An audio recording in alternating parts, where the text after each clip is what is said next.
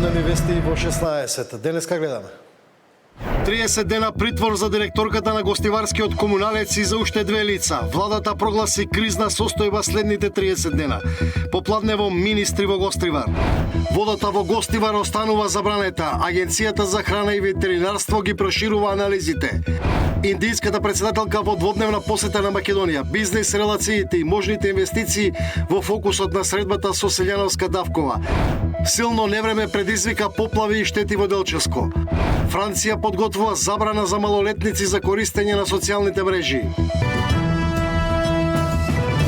Во овие вести детали за прогласената кризна состојба во Гостивар ја следиме и посетата на индијската председателка на Македонија. Добар ден, останете овде, почнуваме веднаш.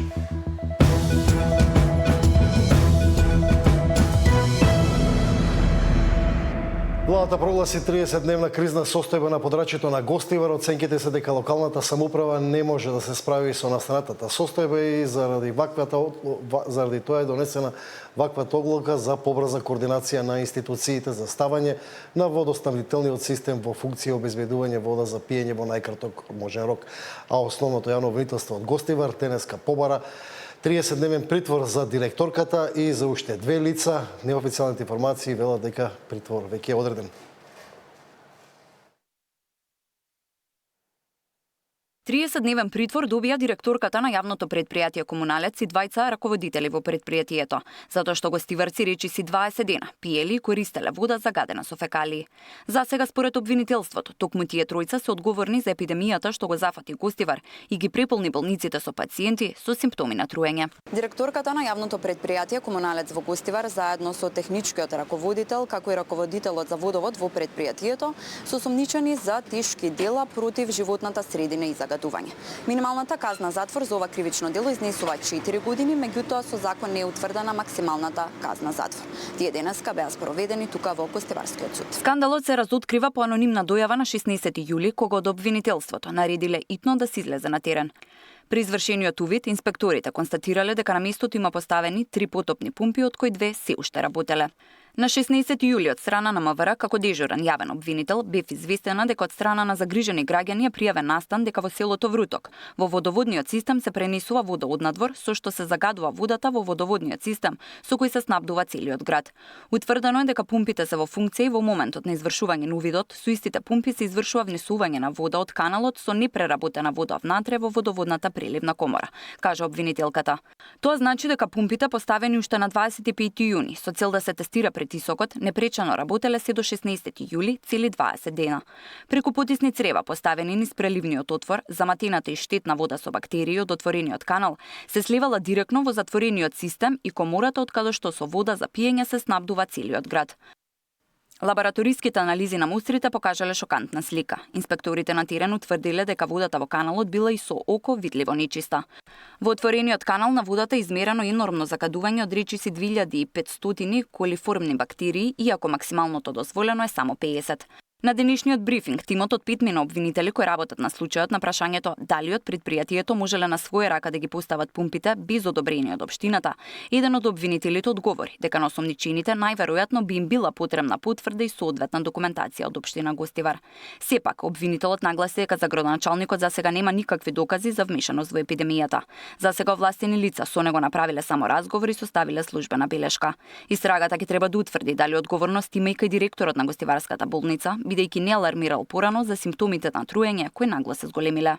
Од обвинителството се децидни дека истрагата не е завршена и за секој за кого ќе се обезбедат докази дека е на било каков начин инволвиран или потврлил, ќе биде опфатен во постапката. На терен во Гостивар денеска атмосферата и натаму напната, а револтот кај граѓаните се повеќе расте. Ни подаруваат вода. Не можеме, ми сме социјални случаи, не можеме со мајка болна со операции, мајка ми болна од вирусов. Аортата оперирана, со болести, не се излагат во крај. Тешко. Така земате вода од камиони што доаѓа? Да. Имавте некакви симптоми деновиве? Не. Се чуваме ми од тоа. Еве како извршувате секојдневни обврски? Ви стига ли оваа вода што земате? Кај стига, кај не стигат. Тоа е. Ја не живеам во Гостивар, сум од селата. Кај нас све е најдобро. Водата е чиста, за тука не знам. Водата во Гостивар забранета за секаква потреба уште од петокот. Тамара Дичевска, Сител телевизија. Владата попладнево прогласи кризна состојба во следните 30 дена со цел да се справи со проблемот во Гостивар.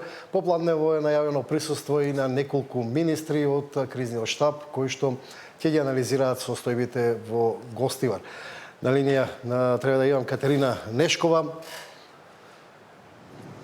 Да, Маријан, те слушам.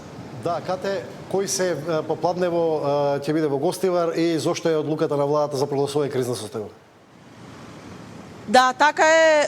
Во моментот сме тука пред патарината во Гостивар и очекуваме владината делегација која што треба да пристигне во Гостивар поради кризната состојба. Тоа ќе биде во состав со министерот за животна средина Мухамед Коџа, потоа министерот за внатрешни работи Панче Тошковски, министерот за здравство Сашо Клековски, како и директорот на СОЗР Ивица Томовски. Тие ќе одат во општата болница Ферит Мурат за да ги посетат сите оние болни кои што се јавуваат поради епидемијата која што настана со загадената вода, но и да видат како здравствените власти се справуваат. Инаку, како што спомена и ти во најавата, пред малку на владина седница, на вонредна владина седница е прогласена и кризна состојба во трајање од 30 дена. Кризната состојба, како што најавуваат од владата, е направена бидејќи локалната власт не се справила со проблемот со водата за пиење, како што треба, особено по сознанијата дека водата е навистина загадена и се појавуваат што поголем број на пациенти со симптоми кои што укажуваат на тоа. Исто така тие велат дека здравието на луѓето е првенствено за владата и дека таа ќе ги превземе сите мерки, но упатуваат и повика до јавното обвинителство што побрзо да заврши со оваа истрага, за која што веќе, како што постојат неофицијални информации, тројцата првоосомничени, меѓу кои директорката на локалниот водовод добија 30-дневен притвор, но не е исклучено истрагата и да се прошири. Како што споменав, тука сме пред Гостивар во исчекување на владината делегација, потоа заедно се упатуваме во болницата со повеќе детали околу истрагата, но и состојбата на здравствените власти и на пациентите и во дневникот во 19 часот. Благодарам, Катерина Нешкова од Гостивар. Анализите на Агенцијата за храна и ветеринарство покажуваат дека контаминацијата на градскиот водовод во Гостивар е сериозна и дека водата не смее ниту технички да се користи. Надлежните институции продолжуваат со следење на состојбата, но и со проширување на анализите и на досегашните постапки. Дополнителни контроли и вонредни инспекции на целиот водоснабдителен систем, откако во Вруток беа откриени диво поставени пумпи кои туркале нечиста вода во главниот цевковод на градот, чии крајни консумирачи се гостиварци. Инспекторите нахава земале мостри од чешми во градинки, црква, џамија, болници и гостителски објекти и примероците веќе се на испитување, додека се чекаат официјалните резултати од Институтот за јавно здравје. На сила останува строгата забрана за употреба на водата. Целта на водените заселени мерки е прецизно да се утврди изворот на контаминација, степенот и обемот на загаденоста, како и да се обезбедат нови релевантни лабораториски резултати врз основа на кои ќе бидат преземени сите понатамошни мерки во конкретниот случај. Освен дополнителни мостри, инспекторите ги чешлат и угостителските објекти во Гостивар, проверуваат дали се обезбедени алтернативни извори на вода, бидејќи сегашната не смее да се користи, со оглед дека е сезона на свадби, но и повратници од странство. Каде законот не се почитува, надлежните најавија строги казни. Пумпите за кои обвинителството утврди дека биле поставени на диво, не биле ниту дел од дозволата што е издало Министерството за животна средина, обелодени директорката на инспекторатот. Страна на Државниот инспекторат за животна средина, а во поглед на дозволата за користење на вода за снабдување со вода на градот Гостивар и одредени селски населби, која е издадена од Министерството за животна средина и просторно планирање на барателот комуналец Гостивар, извршен е увид на лице место, при што е утврдено дека предметното зафаќање на вода, за кое јавноста е информирана, не е составен дел на дозволата која поседува комуналец Гостивар. Министерот Хоџа очекува и кривична и морална одговорност од надлежните. Снабдувањето со вода за пиење одржување на водоводните системи, собирањето и третманот на отпадните води се надлежност на општините и на јавните комунални предпријатија. Општините се првата линија на одговорност за безбедното функционирање на овие системи, како и за воспоставувањето и заштита на санитарните заштитени зони околу водните извори. Загадувањето на вода за пиење е кривично дело, предвидено и казниво според член 219 од Кривичниот законник, кој предвидува парични и затворски казни. Но бидејќи е прогласена епидемија, доколку се утврди евентуална одговорност кај надлежните, казните може и да се зголемат. Габриела Лескова, Сител телевизија. Да, водата во Гостивар од градскиот водовод ќе остане подолго време забранета за употреба, но пациентите кои пројавиле симптоми можно е да се соочат и со дополнителни здравствени проблеми, особено со развој на бактериски заболувања. Сања Димитровска ги има деталите. 2 стомачни вируси и 1 бактерија детектирани кај двајцата хоспитализирани гостиварци на клиниката за инфективни болести. Не биле задржани на болничко лекување поради потешка клиничка слика, туку како што вели директорот на установата за дополнителни анализи. Но нивните идентични резултати не се доказ дека загадената вода е причина за состојбата, додека не бидат испитани примероци на поголем број на пациенти. Уште 3 лица од Гостивар биле амбулантски третирани на клиниката. Кај пациентите направено исследување и кај двајцата пациенти детектирано присуство со ПСР технологија, присуство на 2 ентерични вируси, саповирус и астровирус, и придружена со ентеропатогена Ешерија коли. Но со 2 примерока не може да се заклучи дека причината на заболување на сите таа приближна бројка се токму тие вируси. Доктор Цана вели дека овие вируси се пренесуваат по фекално-орален пат и тоа поради загадена вода, загадена храна или ракување со заразено лице. Вели дека клиничката слика трае неколку дена. Само со добра хигиена и рехидратација пациентите би требало да се опоравуваат. Но доколку има компликации, нормално затоа и тие се кај тие што се сомневаме дека може да развиват некоја потешка клиничка форма, се хоспитализираат и се третираат соодветно. И додека се чека што ќе покажат епидемиолошките анкети и анализите кај пациентите. Здравствените власти соопштуваа дека се намалува бројот на новопрегледани пациенти во здравствените установи во Гостивар. Во болницата изминатото деноноќе имало 183 болни и 110 во здравствениот дом. Изминатите 7 дена околу 3400 гостиварци со стомачни тегоби побарале лекарска помош. Сања Димитровска, Сител телевизија. Состојбата во Гостивар станува и политичка тема на препукување меѓу власта и опозицијата. Лидерот на СДСМ денеска го посети градот, а вината ја насочи кон власта. Владеачката партија пак вина гледа во локалните власти. Скандалот со загадената вода за пиење во Гостивар ја разгоре политичката сцена. Власти и опозицијата меѓусебно се ја префрлаат вината и бараат одговорност за епидемиолошката состојба и загрозеното здраве на граѓаните. Од владеачката ВМРО допомне со директни обвинувања до градоначалникот на Гостивар Валбон Лимани. Владеачкото мнозинство смета дека тој мора да си поднесе морална одговорност и оставка, бидејќи како што наведуваат е одговорен за раководителите на општинските предпријатија кои ги назначил.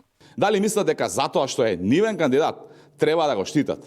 Или пак сметаат дека како во времето на Филипче, кога за модуларната виновен беше кабелот, сега треба да биде виновна пумпата? Ги охрабруваме надлежните институции и обвинителството да не ги штитат блиските на Филипче, Ахмети и Таравари. Одговорност треба да има што поскоро, а морална одговорност и оставка на Валбон Лимани беше најмалку што требаше да се случи. Опозицијската СДСМ пак вината ја насочува кон централната власт. Филипче за време на посетата на Гостивар обвини дека под раководство на премиерот не постои политичка и морална одговорност, а граѓаните се оставени сами на себе. Филипче праша зошто Центарот за јавно здравје не ја испитувал водата секојдневно и алармираше за потенцијални нови здравствени ризици доколку не се преземат итни мерки. Болеста на нечисти раце, хепатит А. Ако сега повторно се користи неисправна храна, има ризикот нова болест, нова епидемија. Тоа се прашања од јавен карактер, од јавен интерес. Не може здравствените власти, Министерството за здравство, министерот, премиерот да молчат по овие прашања. Треба јавно да ги објават резултатите од контролата и сите параметри на водата. Како биле, во кои денови, тоа никако не е загрозува истрагата, како што сака да се оправдаат. Од левица велат покрај локалните пропусти во управување со водоводот, сериозно потврлил и здравствениот систем.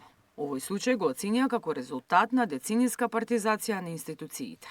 Тука очигледно потврди здравствениот систем кој што мораше прв да алармира и да иницира државен одговор. Се на се, ова е данокот кој што го плаќаме како општество за тоа што изминативе 30 години се партизираат.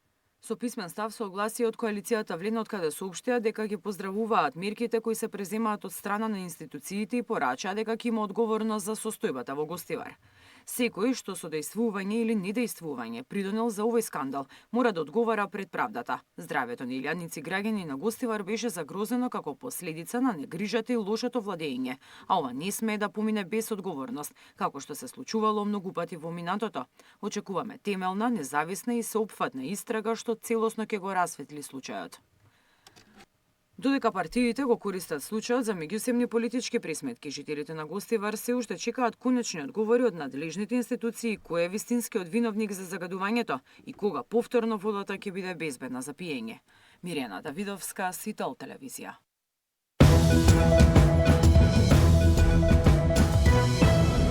Што значат енормно високите концентрации на бактерии во водата во Гостивар? Какви се последици се можни во иднина? Дали анализите на водата се доволни или потребни се и анализи од пациентите? Во тема на денот, епидемиологот доктор Драган Даниловски.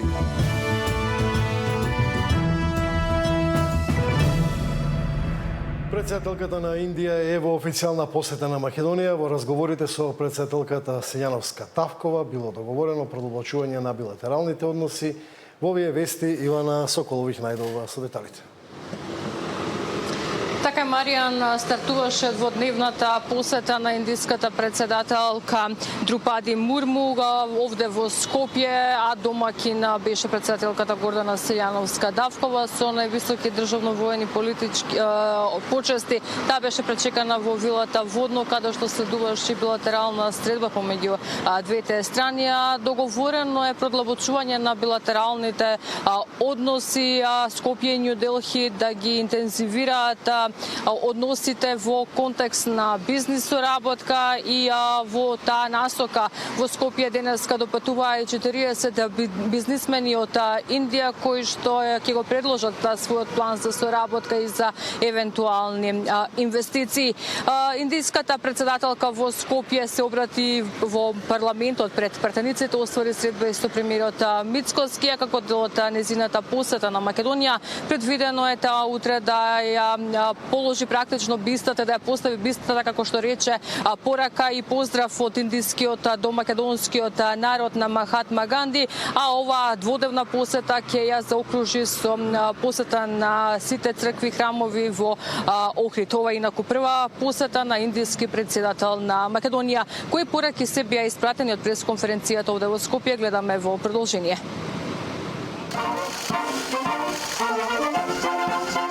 Со највисоки државни и воени почести председателката на Индија Друпади Мурму ја стартуваше дводневната посета на Македонија. Зајакнување на билатералните односи, но и отворање на резидентна амбасада на Индија во земјава се само дел од договорените работи со нејзината домакинка председателката Гордана Сињановска-Давкова. Контактите меѓу Скопје и Њу Делхи мора да станат поамбициозни, се согласили и двете страни. Председателките поставиле амбициозна цел трговската размена да порасне од 133 милиони на 500 милиони долари. Минатата година трговската размена меѓу двете земји достигна приближно 133 милиони американски долари. Далеку е оваа бројка под вистинскиот потенцијал. Поради тоа, со председателката Мурму го споделив моето уверување дека треба да си поставиме заедничка, поамбициозна, но остварлива цел во следните 5 години билатералната трговска размена да достигне барем 500 милиони американски долари. Индиските искуства во автомобилската индустрија, фармацевската, традиционалната медицина, информатичките технологии и вештачката интелигенција се само дел од секторите преку кои ќе се јакне соработката. Соработката е многу важен столб на нашата билатерална соработка. Сакаме да промовираме подобра трговија и инвестиции и да охрабриме подобра соработка меѓу нашите бизнеси. Исто така се согласивме да ја прошириме, да ги прошириме билатералната трговија на двојно од сегашниот обем. Разговаравме за соработка во клучни сектори, вклучително IT, земјоделство, обработка на храна, фармацевти, туризам, угостителство. Посредбата во Вила Водно, Мурму ја посети црквата Свети Спас и се поклони пред гробот на македонскиот великан Гоце Делчев. Се обрати во македонскиот парламент каде уствари билатерална средба со спикерот Гаши. На работен ручек со премиерот Мицкоски било оценето дека оваа историска посета представува значаен чекор кон отворање на нови перспективи за соработка меѓу двете пријателски држави. Во бројната делегација на Мурму се 40 бизнисмени кои во Скопје допатувале со проекти и планови за економска соработка. Во името на индискиот народ, делегацијата утре ќе постави и биста на Махатма Ганди и ќе ја посети спомен куќата на мајка Тереза која има силно влијание во индиската историја. Гостувањето во Македонија ќе го заврши со посета на Охрид, а ова е прва посета на индиски претседател на државава. Ивана Соколовиќ, Најдова, Сител телевизија. Силно невреме предизвика поплави и штети во Делчевско. Законот за високо образование повторно ги крена тензиите во собранието пред почетокот на летните одмори.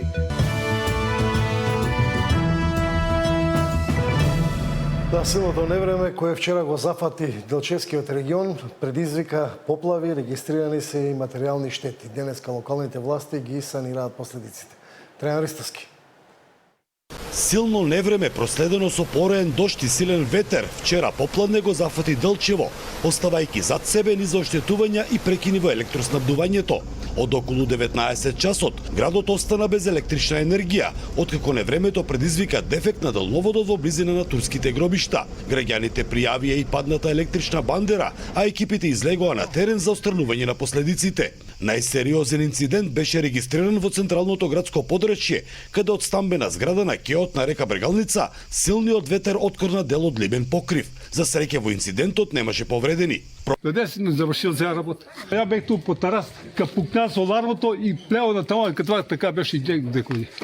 Град не знам дали имаше, ама знам дека беше многу лошо невреме. Проблеми имаше и на повеќе улици кои по обилните врнежи се претворија во водени површини. Жителите од различни делови на градот пријавуваа откриени покриви, поплавени дворови и објекти. Надлежните во следните денови ќе ги утврдуваат размерите на материјалната штета. За сега проценките се дека невремето оставило значителни последици врз домаќинствата и инфраструктурата во Делчево. За Сител, Трајан Ристовски. Законот за високо образование повторно ги крена тензиите во собранието пред почетокот на летните одмори. Франција подготвува забрана за малолетници за користење на социјални мрежи.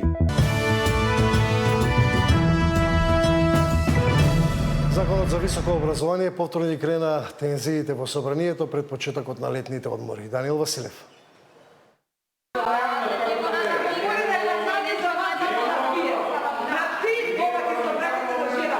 Тензии во собранието поради законот за високо образование. Европскиот фронт се обидува да го блокира неговото носење. Пратеникот Сали Мурати на процедурален говор на комисија наместо 3 говореше цели 45 минути.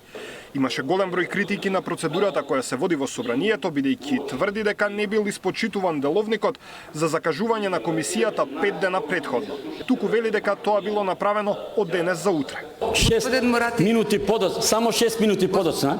Господин Мурати, ова се кажавте веќе вчера. Ја го прекршивте процедуралното? Не, дозволите. Поради неможноста да го прекине, председателката на Комисијата за образование Иванка Василевска повика пауза, пошто следуваше караница со незините колеги од Европскиот фронт. Зашто ви кажете? Затоа што ме изнервира, ако пуштам 45 минути да говори. Можам да ја бада, вие ли ќе ми кажувате како да се кажуваме пошто води. Па еве јас сега ќе ви кажам. Нема да има седница додека злоупотребува зворницата. 3 минути може да каже деловнички. Истиот текст од вчера го вергла денеска. Ги малтретирате пратеници. Не ги малтретирате. Знаете што е истината? Истината е дека не сакате да се донесат законите. Иако комисијата почна уште вчера, заменик министерот за образование дури денеска го образложи законот. Од позначајните новини предвидени во Законот за високото образование ги издвојувам. Отворена патека за премин од стручни во академски квалификации и обратно, студиски програми со модули, можност за дуално високо образование, практична настава во високото образование од 20 до 40%. Посредна настава ограничена на 100%. Опозицијската СДСМ вели дека со овој закон на ударе автономијата на универзитетите. Едноставно тој не се темели на довербата на универзитетите. Едноставно, како во овој закон низ целиот текст да провејува една недоверба кон универзитетите дека тие се способни самостојно да управуваат со сопствениот развој, наместо да ја заакнат автономијата, постепено ја ограничуваат, префрлајќи се повеќе одлуки од академската заедница кон извршната власт. За дуи пак, повеќе прашања се спорни и се косат со уставот. Голем број на ставови имат сериозни уставни прашања и бара по длабока разгледување. Нашата анализа покажува дека најмалку од 15 до 20 ставови имат сериозно отворени прашања во склад со уставот и над 30 ставови барат усогласување, понатамошно усогласување со европските стандарди за високото образование воопшто. Законот за високо образование предизвикува реакции уште од самата негова најава. По јавните дебати, предлогот претрпе измени и доби поддршка од академската фела. Даниел Василев, Сител телевизија. И покрај растот на цените и неизвестноста на енергетските пазари, од Агенцијата за задолжителни нафтени резерви уверуваат дека државата има двојни количини доколку дојде до какво било нарушување на увозот на нафтени деривати. Од денеска нов ценовник на бензинските. Возачите точат поскапи горива. Најголема промена има кај дизелот, чија цена се зголеми за 6 денари по литар и се продава за 94 денари. Бензините поскапеа по 3 денари, па новите цени се 90, односно 92 денари. Овие цени регулаторната комисија ги пресмета откако владата ја намали акцизата за 1 денар кај бензините и 2 денари кај дизелот. Ова е второ активирање на антикризните мерки, откако почна војната на Блискиот Исток. Нафтата на светските берзи и денеска расте. Барелот и под Брент се тргува и над $90. И покрај растот на цените и неизвестноста на енергетските пазари, од Агенцијата за задолжителни нафтени резерви уверуваат дека државата има доволно количини, доколку дојде до какво било нарушување на увозот на нафтени деривати. Ние имаме задоволителни количини на Евросупер и БС-95 и Евродизел. И тие одговарат околу 60 дена од дневната потрошувачка во случај на преки на увоз на нафтени деривати. Значи, со овие бројки ние сме скоро лидер во регионот, да знаете. Садики вели дека засега не е планирано државните резерви да се користат како превентивна мерка за стабилизирање на пазарот и за намалување на цените на горивата. Потенцира дека главната улога на агенцијата е да обезбеди сигурност во услови на криза, а не да влијаат на цените. Основната намена на задолжителните резерви не е регулирање на цените на горивата. Согласно законот, тие служат како стратешка сигурносна резерва која се активира само во случај на сериозно нарушување на снабдувањето со нафта и нафтени деривати. Прашањата поврзани со формирањето на малопродажните цени зависат од движењата на меѓународниот пазар на нафтени деривати и од надлежностите на други институции. Во меѓувреме, најновиот извештај на државна ревизија покажува дека дел од задолжителните резерви биле намалени поради користење мазут за потребите на енергетскиот систем, но и поради количини кои се уште не се вратени од институции. Уште во 2017-та, Министерството за одбрана добило позајмица од 600.000 килограми мазут за потребите на армијата, со обврска количините да бидат вратени до крајот на истата година. 8 години подоцна, мазутот се уште не е вратен, а агенцијата има побарување од 16,7 милиони денари. Дополнително во 2024 и 2025 на ЕСАМА му биле отстапени над 16 милиони килограми мазут од резервите за производство на електрична енергија. Од агенцијата уверуваат дека веќе имаат акциски и годишен план со кој постепено ќе се надополнат потрошените количини и ќе се достигне потребното ниво на резерви. Мартин Арсов, Сител телевизија. И тука е крајот на овие вести во Централниот дневник во 19 во тема на ден.